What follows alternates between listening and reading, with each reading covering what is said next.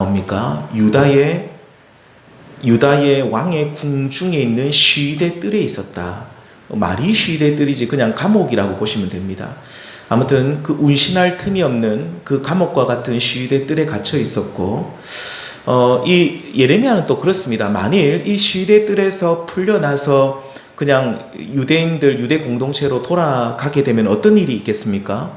아마도 돌에 맞아 죽든지 사람들이 매로 그를 때리든지 해서 그의 목숨이 온전하지 못했을 가능성이 큽니다. 그래서 그러니까 공동체로 돌아가도 힘들고 지금 여기에 갇혀 있어도 힘들고, 아무튼 예레미야는 참 어려운 상황 가운데 있었던 것은 분명합니다.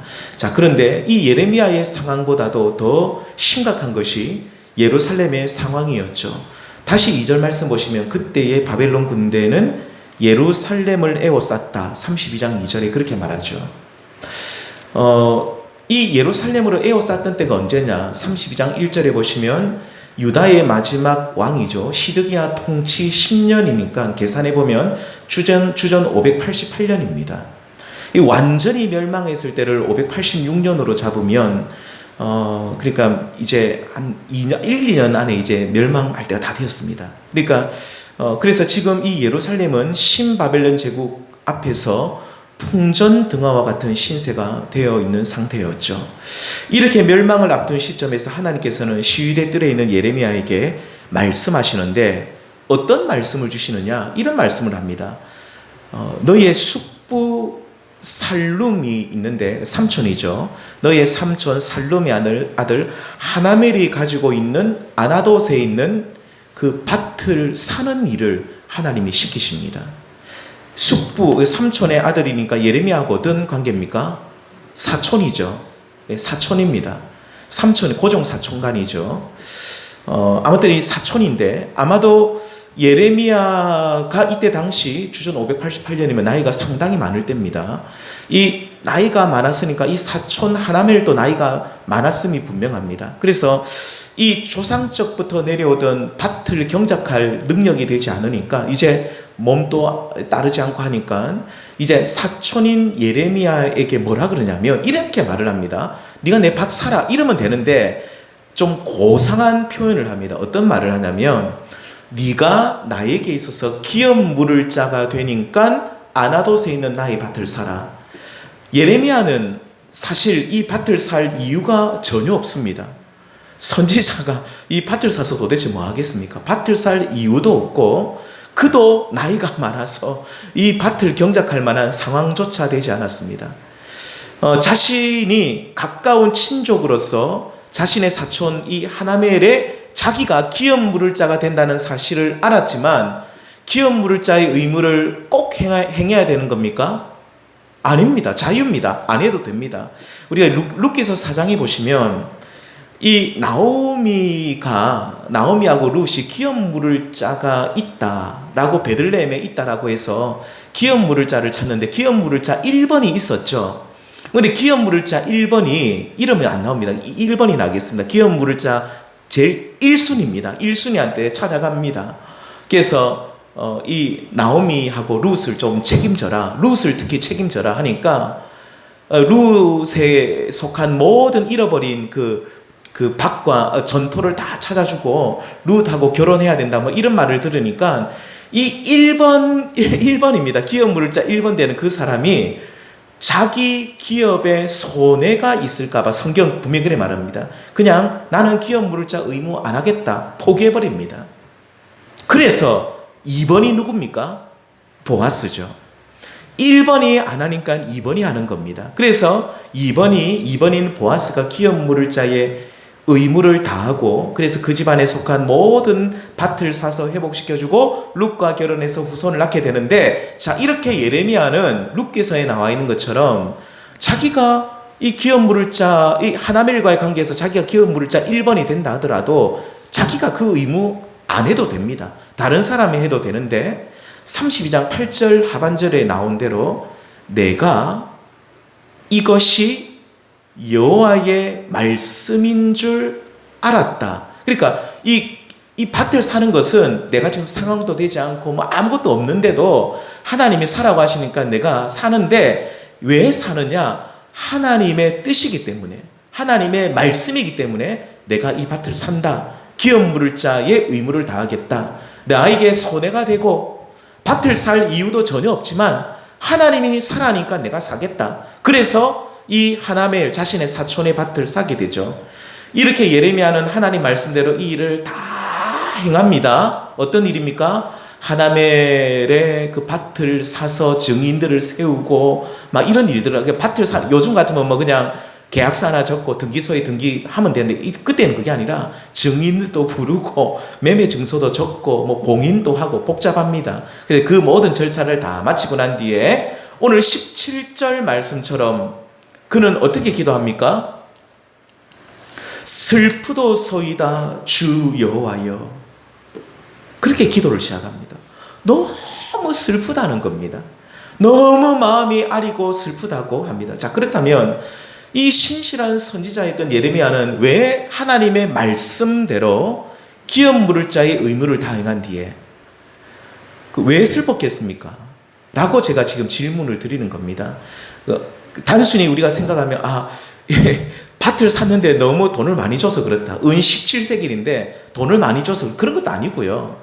밭을 산 거 뭐 이게 재산적 가치가 없는데 내가 샀다. 이 경제적인 것 때문에 예레미야가 슬퍼하는 것은 아닙니다. 아무튼 이 밭을 사고 난 뒤에 하나님의 말씀대로 이 밭을 자기가 사고 기업 물을 자의 의무를 다행하고 난 뒤에 마음의 깊은 애통함을 느끼고 기도하는데 왜 마음의 슬픔을 가지고 기도하는가? 첫 번째는 예레미야의 슬픔은 예루살렘 멸망 때문이었습니다. 이 당연한 거죠, 사실은. 18절에 이렇게 말합니다. 주는 은혜를 천만인에게 베푸시우며 아버지의 죄악을 그 후손의 품에 갚으시오니 크고 능력 있으신 하나님이시여 이름은 만군의 여호와시니이다. 19절 주는 책략이 크시며 하시는 일에 능하시며 인류의 모든 길을 주목하시며 그의 길과 그의 행위의 열매대로 보응하시나이다. 보응하시나이다.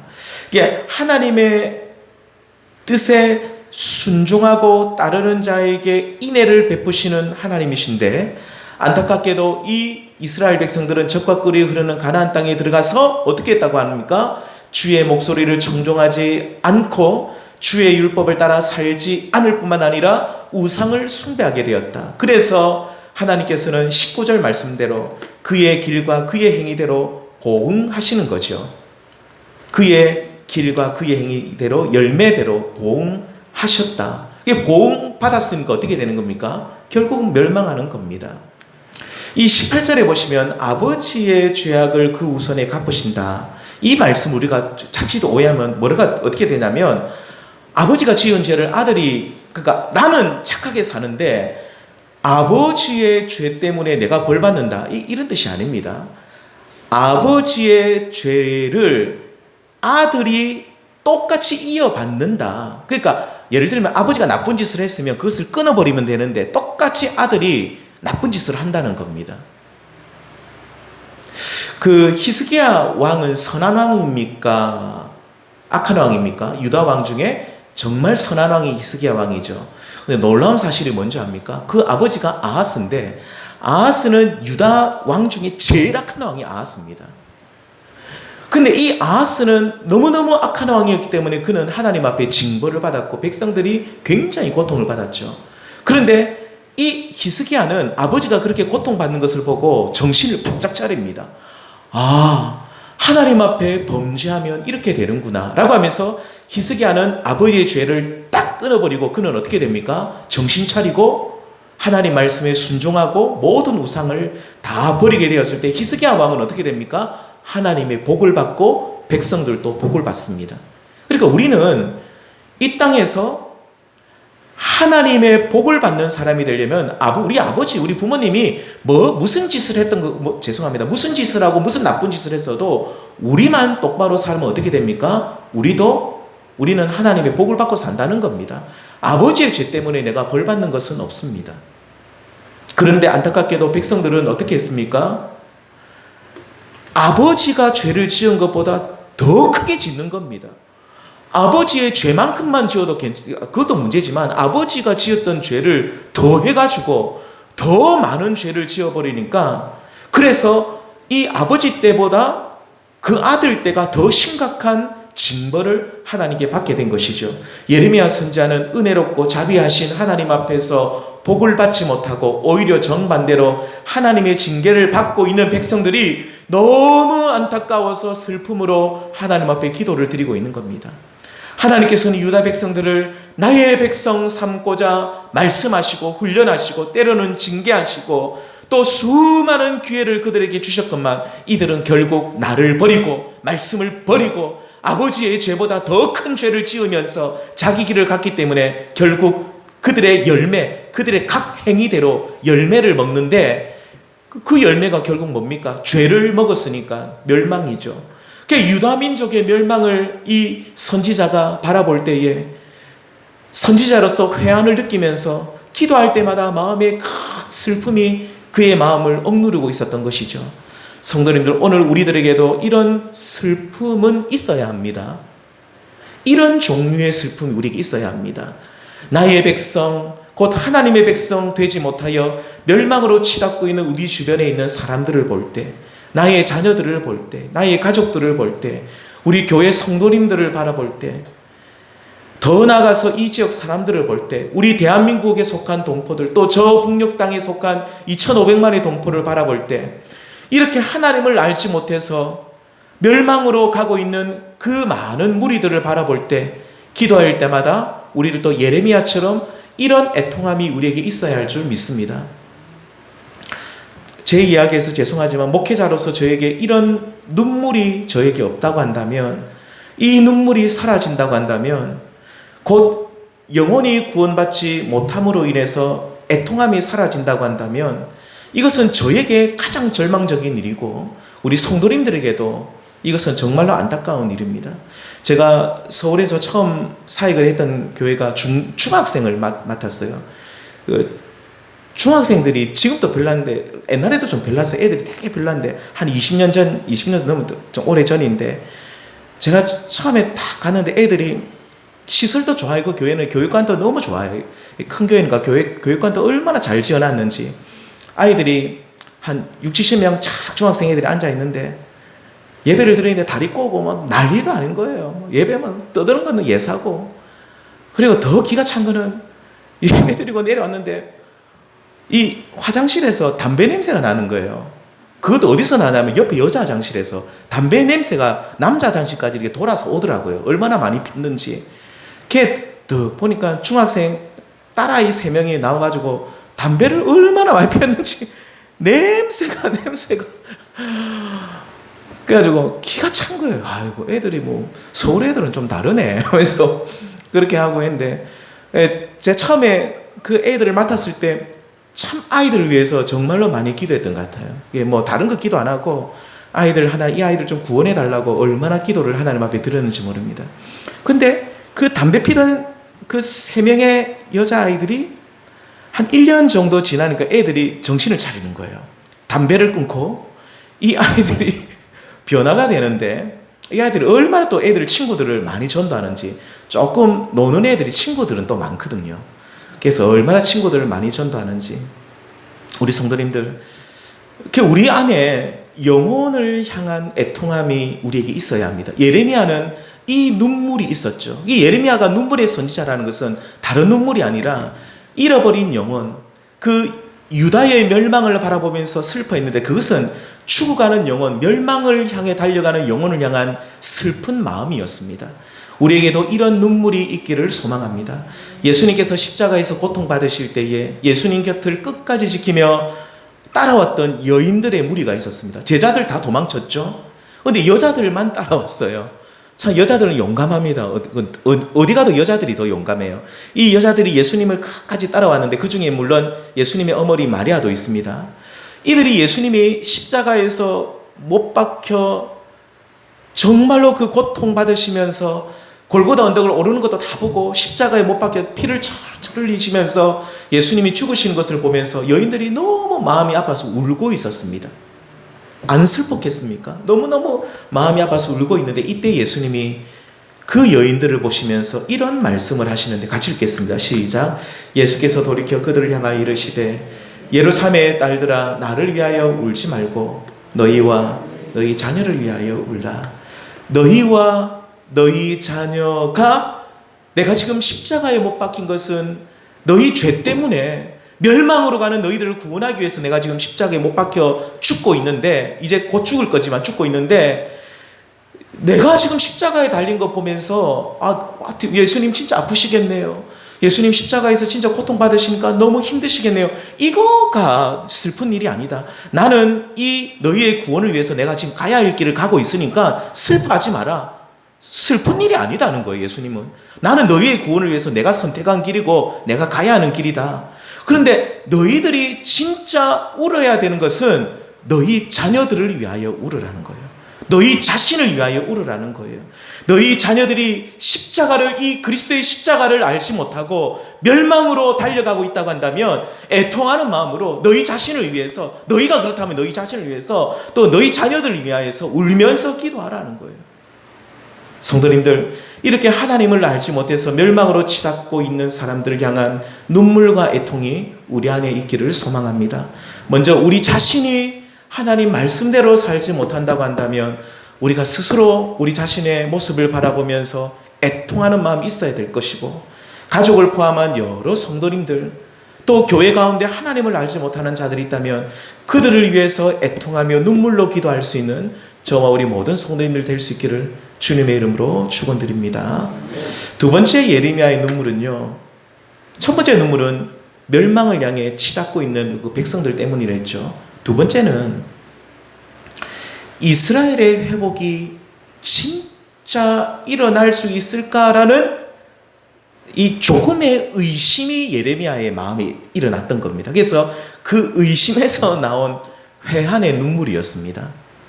그러니까 사촌 하나멜의 밭을 아까 은 17세겔을 주고 산 뒤에 하나님이 이런 말씀을 주십니다. 15절입니다. 함께 읽겠습니다. 시작. 만군의 여호와 이스라엘의 하나님께서 이와 같이 말씀하시니라. 사람이 이 땅에서 집과 밭과 포도원을 다시 사게 되리라 하셨다니라.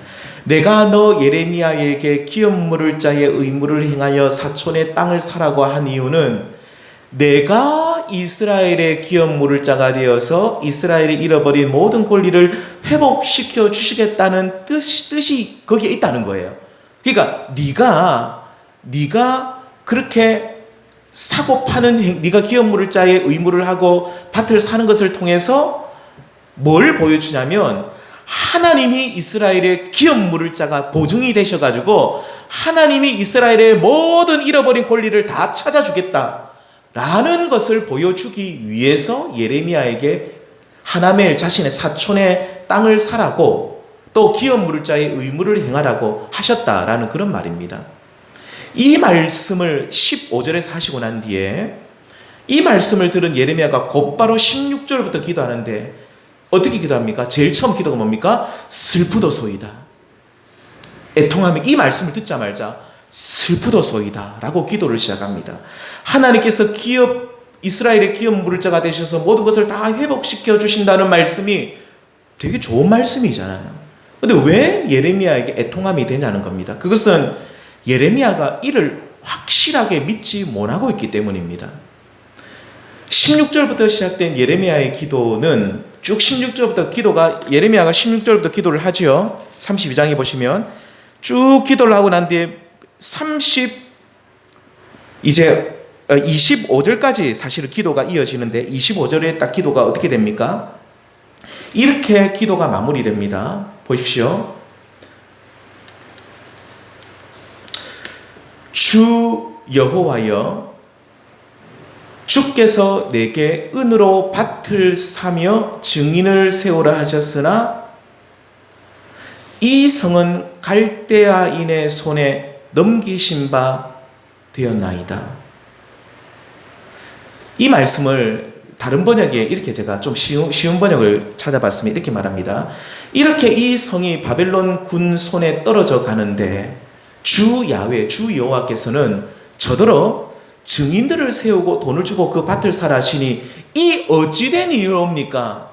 25절에서 16절에서 그 17절에서 슬프도소이다 라고 기도를 시작했던 이 예레미야는 이제 16절부터 기도를 쭉 하면서 25절에서 마무리 기도하는 것이 뭐냐면 하나님, 이게 도대체 뭡니까? 이런 겁니다.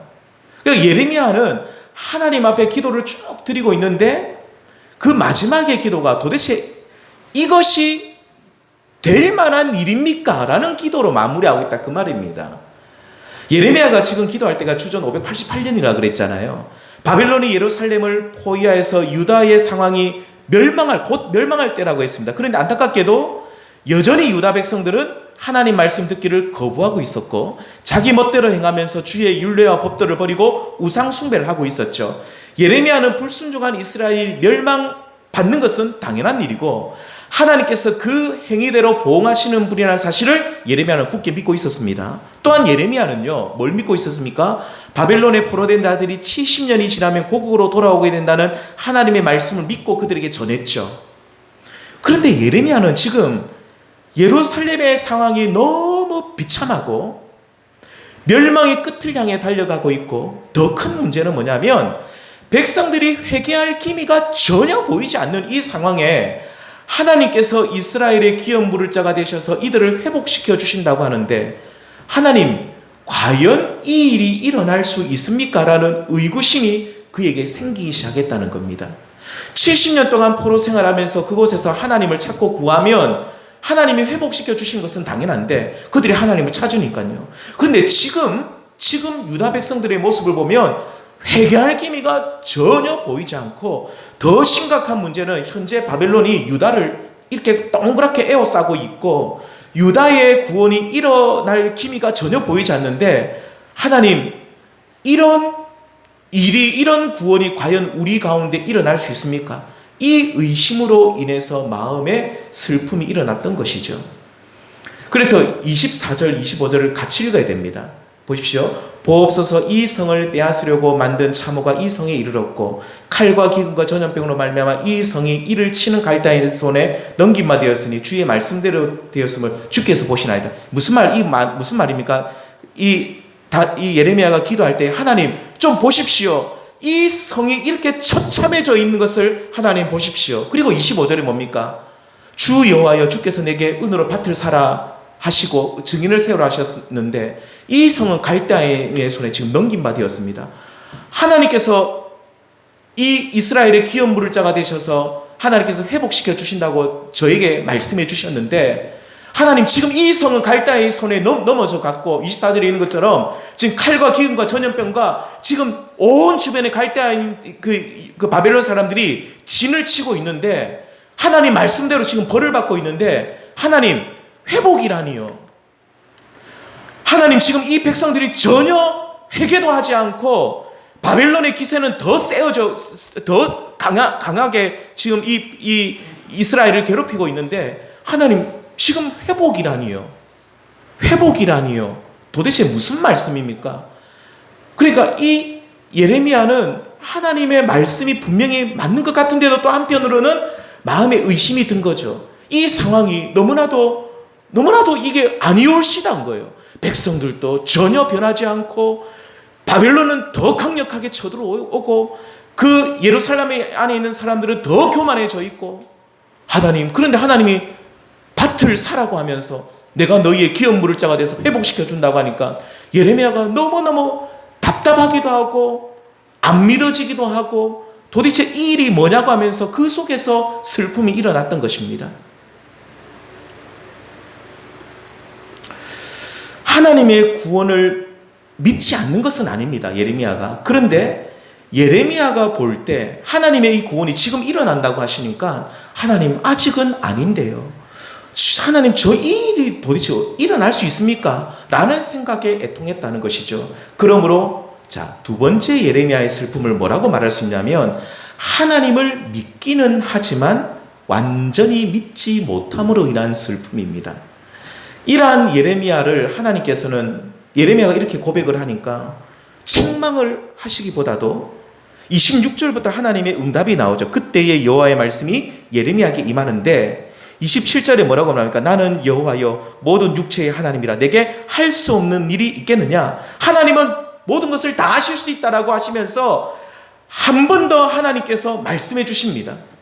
하나님이 내가 너의 마음에 있는 그 슬픔, 나를 믿지 못함으로 인한 슬픔을 내가 알고 있는데, 하지만 나는 할 수 있다.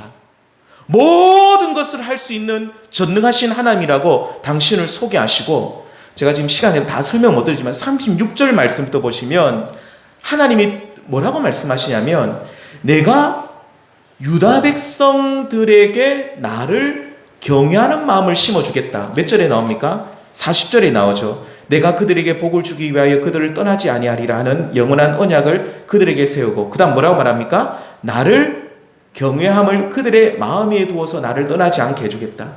그러니까 하나님께서 예레미야에게 어떤 말씀을 주냐면, 예레미야야, 네가 볼 때는 이 이스라엘이 회복되지 않을 것처럼 보이지만 나는 이 예루살렘 성읍을 회복할 뿐만 아니라 하나님은 또 누구를 회복한다는 겁니까? 사람을 바꿔주겠다.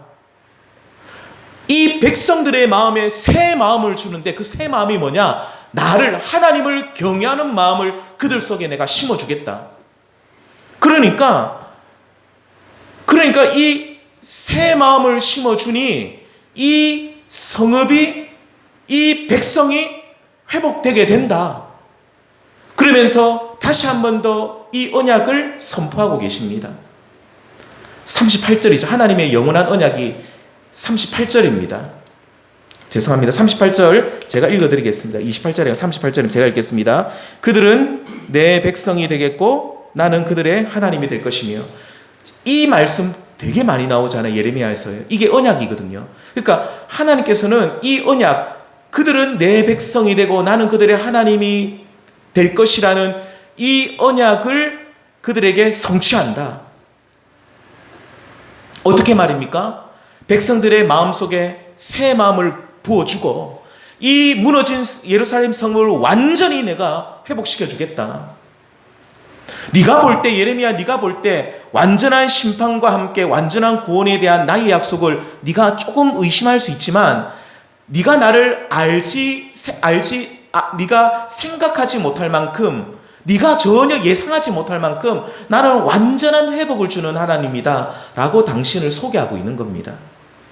42절 말씀처럼 내가 큰 재앙을 내린 것 같이 큰 복도 너에게 줄 수 있는 하나님이라고 하시죠. 자, 성도님들, 우리가 슬퍼하는 많은 이유 중에 하나는 뭐냐면, 우리가 왜 슬퍼하느냐? 하나님을 온전히 믿지 못하기 때문인 경우가 있습니다. 내가 생각할 때에, 내 눈으로 볼 때에 이 현실은 도저히 내가 이겨내지 못하는 것이고 이 상황은 도저히 회복될 수 없다라고 우리가 스스로 단정을 지어버리는 거예요.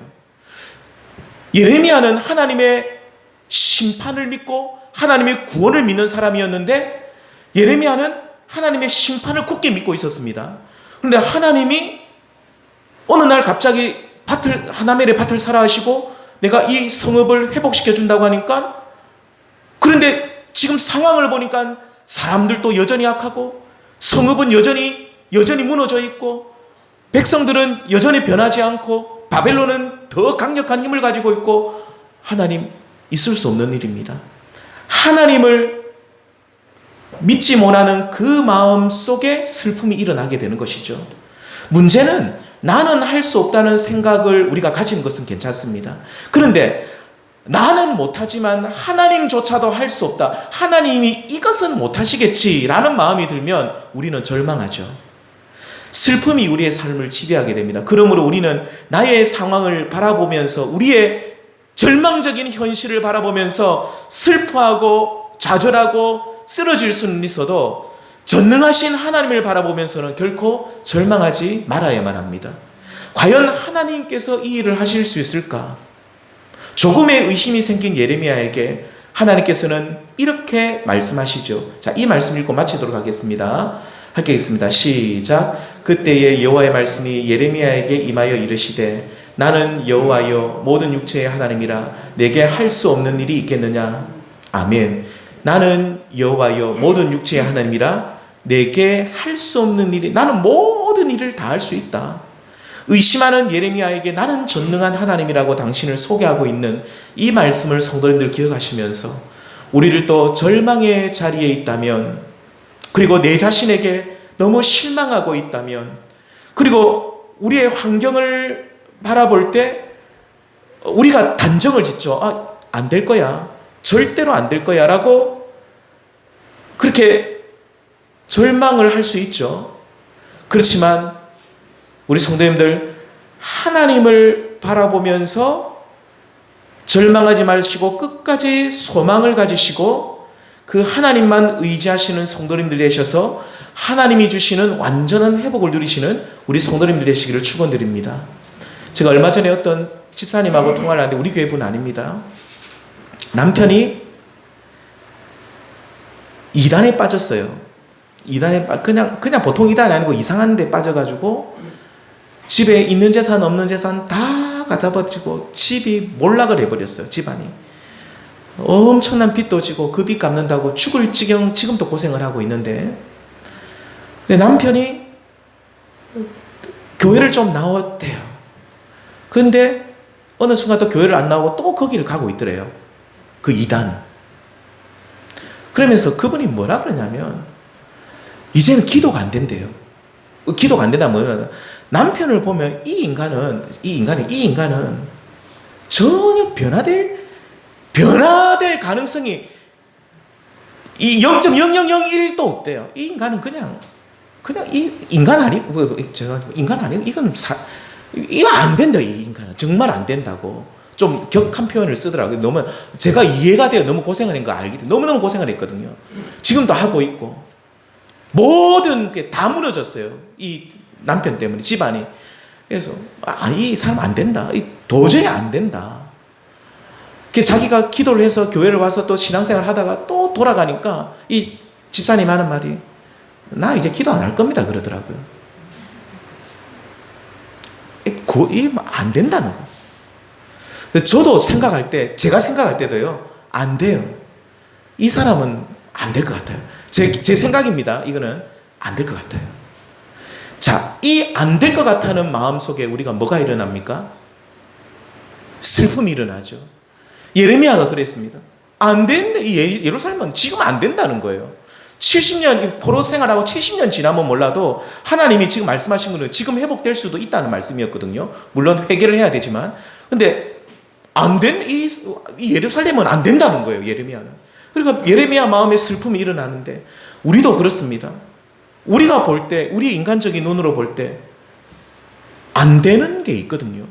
안 되는 사람, 이 영혼은 구원받지 못할 것이다 라고 우리가 스스로 단정 지을 만큼 그런 사람이 있다 할지라도 우리 성도 꼭 기억하십시오. 하나님이 하시면 반드시 금방 진짜 크고 은밀한 일을 하나님은 행하십니다. 우리가 알지 못하는 상상을 초월하는 일을 행하셔서 돌이키게도 하실 수 있는 분이라는 거죠. 우리는 하나님에 대한 믿음이 그 정도로 나가야 된다는 겁니다. 우리가 눈에 보이는, 우리가 당연히 결과적으로 얻는 것들만 보는 것이 아니라 하나님을 바라볼 때 하나님이 하시면 하실 수 있죠. 우리가 그 믿음을 가지고 있어야 되죠. 하나님, 제가 볼 때는 안 될 것 같습니다. 저는 이 사람 그냥 가능성 제로입니다. 아예 안 됩니다 라고 내가 생각하더라도, 나는 절망할 수 있어도, 그렇지만 우리가 하나님을 바라볼 때는 어떤 마음을 가져야 된다고요? 하지만 하나님은 하실 수 있습니다. 그 믿음이 있으면 우리는 절망하지 않을 것이고 슬픔이 찾아오지 않을 것이고 기쁨과 소망 가운데 기도함으로 하나님의 큰 회복과 하나님의 역사를 보게 될 줄 믿습니다. 우리 성도님들, 우리는 두 가지 오늘 슬픔이 예레미야에서, 하나는 우리가 꼭 있어야 되는 슬픔이라고 했죠. 그 뭡니까? 멸망을 향해 달려가는 그 영혼들을 향한 슬픔. 이 슬픔은 우리가 가지셔야 되지만, 예레미야가 하나님의 그 완전한 회복에 대한 조금의 의구심이었습니다. 큰 그 불신은 아니었습니다. 조금의 의구심으로 인한 마음의 슬픔. 그러니까 불신앙으로 인한, 믿지 못함으로 인한 이 슬픔은 우리에게 없어야 될 줄 믿습니다. 오직 하나님만 바라보시고 하나님이 하시면 다 할 수 있다는 그 믿음 속에서 우리가 절망적인 우리 인생의 삶 속에서도 소망과 기쁨이 넘치는 삶을 살아가시는 우리 성도님들 될 수 있기를 다시 한번 주님의 이름으로 축원드립니다. 기도하시겠습니다. 하나님,